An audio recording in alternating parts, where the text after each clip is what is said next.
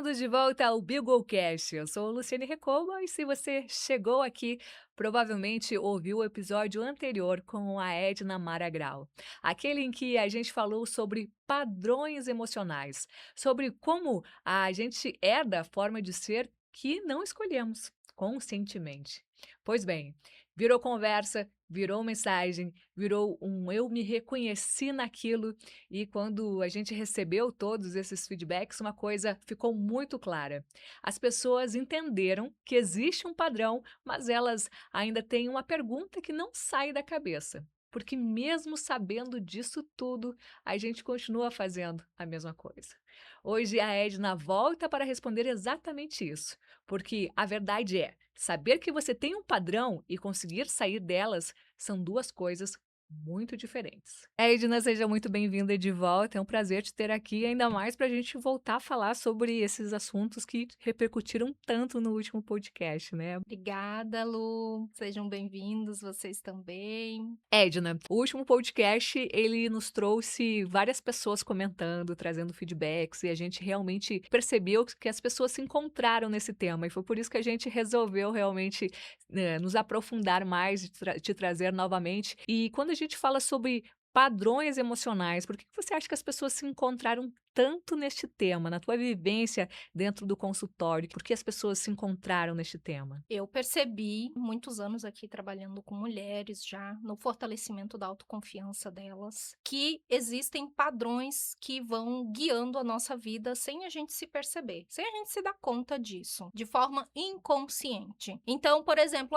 eu venho para o consultório com uma queixa, né? Meu relacionamento terminou. Ou então, meu filho tá difícil, a convivência com a minha família tá complicada. Ou então, o relacionamento no meu trabalho não tá bacana. O que tá acontecendo? Então, eu não procuro entender somente o aqui e o agora. Eu tento também ampliar o olhar da cliente, da rainha aqui, né? Para que ela também enxergue que existem padrões de relacionamentos. E esses padrões a gente vai herdando da nossa família. Não é uma coisa assim que agora eu escolho esse padrão. Não, não é isso. É automático, é piloto automático. É colocar no piloto automático e seguir a vida. E você imagina que elas não percebam que estão repetindo padrões, né, não há uma coincidência. Não, elas não conseguem perceber na maioria das vezes, não é algo que eu acordo e penso assim: "Agora eu vou praticar esse padrão, vou colocar aqui esse padrão para funcionar", mesmo que seja um padrão que não seja bacana. Por exemplo, a gente está falando de relacionamentos, Sim. né, então relacionamentos entra o quê? Relacionamento de trabalho, com filho, ou então relacionamento amoroso, relacionamento familiar, intrafamiliar, relacionamento de trabalho, todas as relações, a gente vai lá e volta lá no laboratório de céu aberto, que é o nosso sistema familiar. Vai aprendendo com o nosso sistema. Para deixar mais claro para o pessoal que está em casa, antes de a gente se aprofundar mais nesse tema, como a gente explicar o que seria esse padrão emocional? Claro, padrão emocional é algo que a gente vai observando na nossa família, vai escutando, e a gente não escuta só uma vez. Não é suficiente para gerar um padrão quando tu faz somente uma vez. Padrão se torna quando o negócio é repetidamente vezes. Então, cada vez que eu repito algo, tem alguém que está observando isso.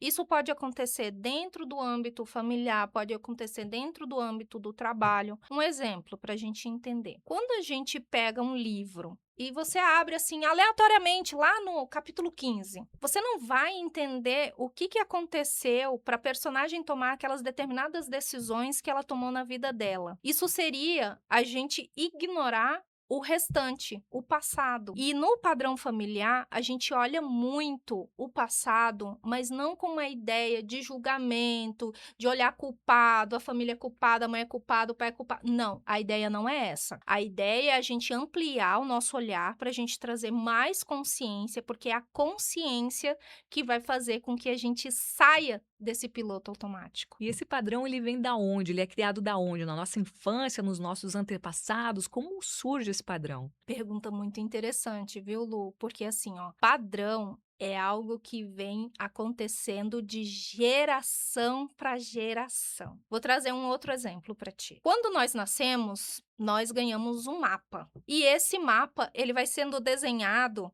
conforme as nossas vivências. Mas não é somente as nossas vivências, é as vivências do nosso sistema familiar. Como que a mãe resolve os problemas, como que os pais resolvem os problemas, como que os avós resolviam os problemas. Era permitido pedir ajuda, era permitido pedir alguma coisa a mais. Esses padrões, essa forma de se relacionar com dinheiro, com sucesso, com trabalho. Por que que tem pessoas, tem mulheres que trabalham, trabalham, trabalham e elas nunca têm? Ou então elas não conseguem guardar.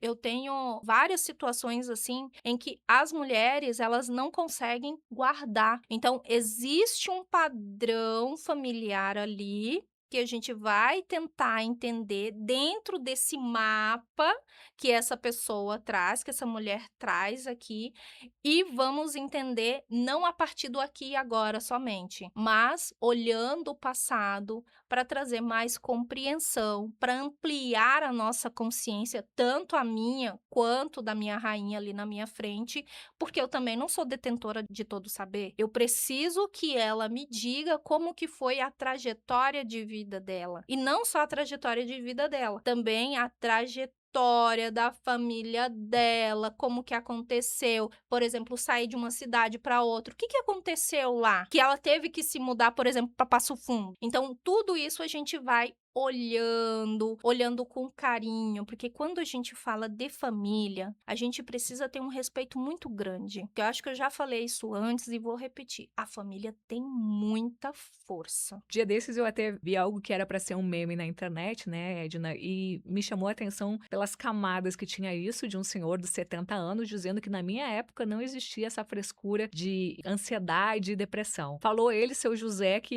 desde os 30 anos toma remédio para pressão alta e para controlar a ansiedade, né? E que a gente sabe que isso mexe com todo o sistema nervoso, né? Então, antigamente a gente até entendia que os nossos pais, os nossos avós recebiam aquilo e achavam que era certo, que era um padrão a ser seguido. Hoje em dia a gente não precisa mais disso. Não precisamos, e eu gostaria também de levantar um alerta sobre isso. O que será que são os recursos que ele utiliza para tentar fazer uma regulação dessa ansiedade ou dessa depressão?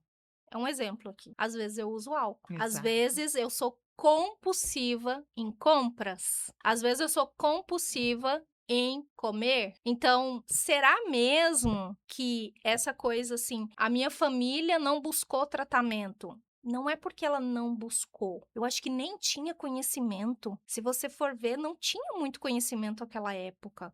Hoje, a psicologia, a psicoterapia, ela está muito mais acessível. As pessoas já têm conhecimento que se você sentir ansiedade, independente do nível de ansiedade, você pode buscar ajuda, você pode buscar um profissional, você pode buscar uma medicação, sabe, para regular, porque às vezes só a psicoterapia também não é o suficiente. Então, precisa pensar um pouco mais além do seu José, né? Respeitando muito aqui a transgeracionalidade dele, né, Sim. mas ele encontrou outras formas, talvez, de regular essa ansiedade, Exatamente, com gatilhos, né? com gatilhos. Edna, dos temas que a gente trouxe no último podcast, que foi muito debatido, né, foi sobre esta questão desde a infância, né, o que a gente cresceu achando que não tinha merecimento ou se via de maneira diferente, né, que eu trouxe o exemplo de que eu desde criança fui colocada como uma criança de sobrepeso e eu cresci achando que eu não era uma pessoa igual às outras, né? Então, a gente percebe muito isso e traz para a vida da gente que a infância, o que a gente vive desde lá da infância com a nossa família, ela tem um papel muito grande no que a gente é na fase adulta, né. Sim, com certeza. E foi muito corajoso da sua parte, né? Colocar a sua história ali, né, para trazer também essa realidade. Vamos entender um pouco. Quando a gente está falando de padrões emocionais, a gente fala da infância, a gente fala da adolescência, e quando chega na fase adulta, é que a mulher tem a oportunidade de ter a chave para mudar a vida dela. Enquanto ela é criança e adolescente, ela está muito ali pelo comando, pelo controle do sistema familiar. E não é no sentido negativo, tá? Mas é porque o senso de consciência de uma criança em relações a conteúdos mais elaborados, ainda não está preparados para isso. Então a gente precisa pensar assim, tá? Teve a infância, ok, viveu uma situação de estresse, de ansiedade ali, carregou isso para a adolescência e tá levando para a vida adulta. Eu, enquanto protagonista da minha vida, da minha própria vida, eu tenho a oportunidade de ter a chave para fazer as minhas próprias escolhas e não mais seguir aquilo que foi posto, colocado, Que disseram que eu era. aquilo que era. Então, tem essa possibilidade, mas muito provavelmente na vida adulta. E o que me chama muito a atenção é o tamanho da força que isso tem.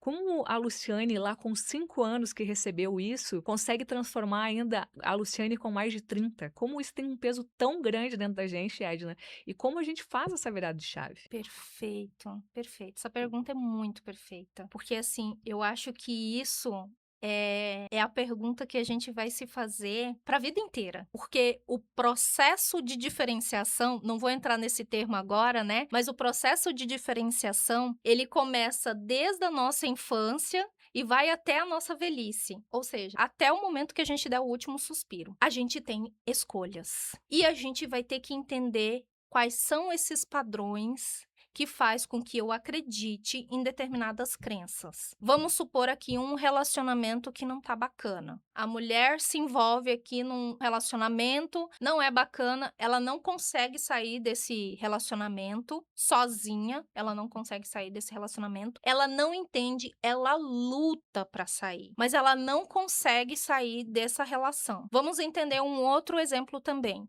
Autoestima baixa. Ah, eu tenho uma autoestima muito baixa, né? Vamos entender quais são as vozes que você ouvia, os mitos que você ouvia sobre beleza, sobre valor, sobre elogio. Tem mulheres que são extremamente competentes, inteligentes, são capazes, porém, elas ficam acreditando ainda naquela crença que elas não são boas o suficiente, que elas não têm essa capacidade de fato, sabe? E aí geralmente eu trabalho aqui pra gente trabalhar os padrões. Quais foram os padrões? O que você escutava? Qual era a relação dos seus pais com a questão do valor, o dinheiro também, entra também aqui a questão do dinheiro. Sim, Então, assim, é muito amplo, né? É sim. muito amplo. E a gente debateu no último podcast também sobre a questão do merecimento, né, Edna? E isso vem a encontro disso que a gente estava falando antes. Eu quero entrar num assunto contigo que eu acho que é muito pertinente, né, sobre essa questão de merecimento,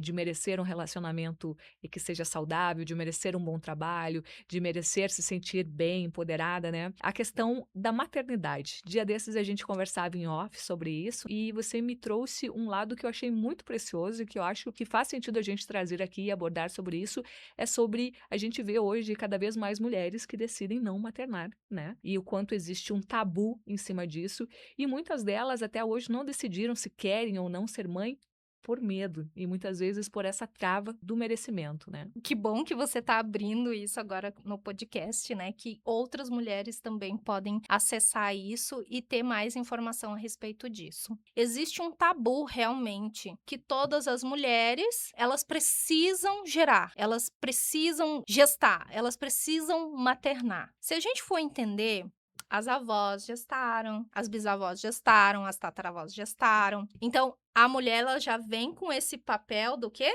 Do gestar. Algo cultural, né? Algo cultural. É esperado. Quando a gente fala de esperado, a gente tá falando de expectativas. E às vezes não é a expectativa dela, é a Expectativa do expectativa outro. do outro, do sistema familiar, ou então do cônjuge também. Já aconteceu casos em que a decisão dela era não gestar, ou o cônjuge não queria essa parte, e aí houve um término de relacionamento. Por quê? a primeira coisa que a gente precisa olhar é isso, né, os combinados ali do casal. Mas voltando aqui a respeito do maternar, não é obrigatório, é uma escolha que a mulher tem. Não é porque ela pode gestar que ela precisa. Olha como é mais leve isso. Você não é obrigada. Você pode, mas você pode também escolher. Não precisa. Nem sempre a gente precisa corresponder às expectativas do externo, e sim corresponder às nossas próprias expectativas. Por exemplo, eu não gestei e eu nunca tive vontade de gestar. Nunca foi um desejo meu assim, meu Deus do céu, quando eu crescer, ficar uma mulher, conseguir aqui minha profissão, daí eu vou gestar? Não, nunca tive esse sonho. Nunca foi um desejo meu. Porém, eu tenho uma esposa e ela gestou. Assunto resolvido. Eu sou mãe igual, não muda nada. Sim. E se você quer adotar, também é a mesma coisa, sabe? Mas eu percebo que existe um peso muito grande, uma ideia de pressão da mulher, que ela precisa gestar. E não, ela não precisa. É totalmente da escolha dela. Agora, uma coisa bem importante: se ela não tiver fortalecida o suficiente, a camisinha estourou, eu não sei porquê, mas eu engravidei, eu não queria engravidar, mas eu acabei engravidando. Aí você tá seguindo padrões familiares sem se dar conta disso. E existe algo muito mais profundo também, né, Edna, que não é a questão do trauma, de não saber sequer pela questão do medo, de coisas que aconteceram no nosso antepassado, da nossa mãe, da nossa avó que teve problema com filhos ou teve perda de filhos. Também é algo que se explica, né, na questão desse medo do maternar. Com certeza. Um exemplo disso sou eu, quando eu fiz uma ferramenta sistêmica aqui poderosíssima, que depois a gente vai falar sobre ela. Eu descobri o porquê que eu não tinha tanto desejo assim de gestar. Eu descobri por que que nunca foi assim uma vontade, um desejo, sabe, genuíno realmente de gestar. A minha mãe, ela perdeu o quarto filho dela. Eu sou a terceira filha. E algo que é muito importante para a gente entender sobre merecimento é que você precisa estar no lugar da tua hierarquia. Você precisa saber qual é o seu lugar dentro do teu sistema, porque se você não souber o lugar que você é dentro do seu sistema, você vai acabar ocupando um lugar que não é seu, que não te pertence, mas vai acabar vivendo uma vida também que não te pertence. Vai acabar vivendo expectativas também que não te pertencem. E uma coisa que a gente ouve também muito, Edna, é aquela comparação de que eu nunca vou querer ser igual à minha mãe. E aí, quando vê, tá lá, né? Repetindo a mesma história. Como eu sempre digo, o sistema familiar tem mais força do que o indivíduo. Pensa, uma família de 5, aí vem a mulher aqui, contraventora, eu digo contraventora, mas é a diferenciada, é a rainha, enfim. Vem aqui a mulher e quer fazer diferente. Será que ela vai conseguir fazer diferente? Como ela se autoriza a fazer diferente? Como que ela vai se autorizar? Como que ela vai se permitir? Ótima. Como que ela vai se permitir a fazer diferente? Com o autoconhecimento que ela adquiriu do sistema familiar dela de origem, ou aprendendo, porque isso a gente também tem esse poder, né?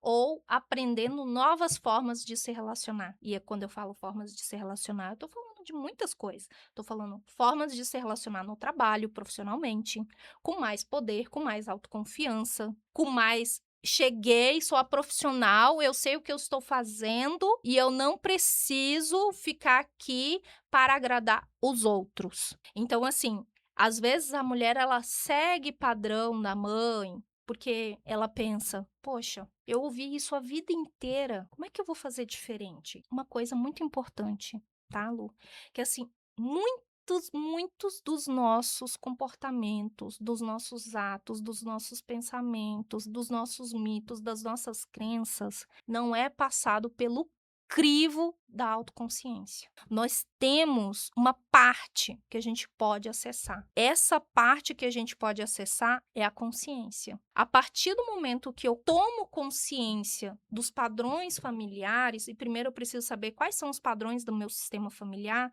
para não fazer igual à mãe, para não ser igual à mãe, para não repetir o mesmo comportamento que a mãe, eu preciso primeiro olhar quais são esses padrões que a minha mãe tem e quais são esses padrões que Eu quero pra mim, porque sim, a gente quer se pertencer ao nosso sistema, e os outros padrões que não, esse eu não quero, né. Por exemplo, um padrão muito, assim, que aparece muito. Eu sou uma profissional extremamente competente, inteligente, capaz, sei fazer as coisas, mas na hora de cobrar o preço justo do meu trabalho eu não sei. Ou então eu fico pensando: "Poxa vida, né, é o suficiente isso daqui". Então acontece muito isso. As mulheres, não tô dizendo todas, né, mas tem Uhum. algumas que por conta de uma humildade, de repente, a mãe era muito humilde, a mãe não ganhava muito dinheiro. Eu não vou conseguir ir mais longe do que isso, se eu não me fortalecer. Eu preciso me fortalecer, porque o sistema, novamente, o sistema tem muita força. E quando eu falo dessa questão da gente olhar o sistema familiar, olhar o padrão dessa mãe para ver se eu quero ou não isso ou aquilo, eu preciso saber assim, a minha mãe ela conseguiu ir até aqui. Se eu quiser ir um pouco mais além, eu preciso aprender coisas diferentes. Aí vem a autorização. Aí é o momento que a mulher coloca a coroa na própria cabeça. Ter um entendimento de onde ela veio, perdoar o que aconteceu É isso e, aí. acima de tudo, entender aonde ela não quer ficar e visualizar para onde ela quer ir, né? Perfeito! Resumiu tudo. É isso aí. Dentro do consultório, Edna, eu acredito que isso deve ser algo muito recorrente. O que você vê, assim, nas tuas vivências do dia a dia? Sobre esse tema, é o principal? O que mais nota que as mulheres chegam aflitas, buscando ajuda? A dificuldade de pedir ajuda. Chegam ao extremo, quando É. já estão no máximo. A dificuldade de pedir ajuda. Porque se eu venho de um sistema que não me deixava eu falar, e eu vi uma mãe sendo anulada das suas próprias necessidades, eu tenho muita dificuldade de pedir ajuda. Eu vou ter muita dificuldade de pedir ajuda. Eu vou tentar resolver tudo sozinha, eu vou tentar abraçar tudo, eu vou me sobrecarregar, eu vou chegar a uma exaustão, e aí até o momento que reconhecer que eu preciso de ajuda. Eu acho que é a grande dificuldade das mulheres, porque a gente vem com essa carga que a gente é dona do lar, é profissional, é esposa, é mãe, é filha, É o né? padrão de beleza e corpo. É o padrão de beleza, então existe uma cobrança externa muito grande. E pede que a mulher saia 5 horas da manhã e volte 6 horas da tarde, assim, plena, né? Assuma o terceiro turno em casa e Exa esteja plena ainda à e noite. plena, e plena. Não, vai exaustar, vai entrar em exaustão. E Edna, como que a gente faz essa virada de chave? Mas eu digo na essência, né? Ah, a terapia fortalece. Uhum. Qual livro, qual filme, natureza, buscar quem, conversar sobre o quê? Como a gente, para o pessoal que está nos assistindo, se encontrou nisso, quer fazer essa virada de chave, percebeu de, olha, realmente eu estou repetindo esse padrão da minha família,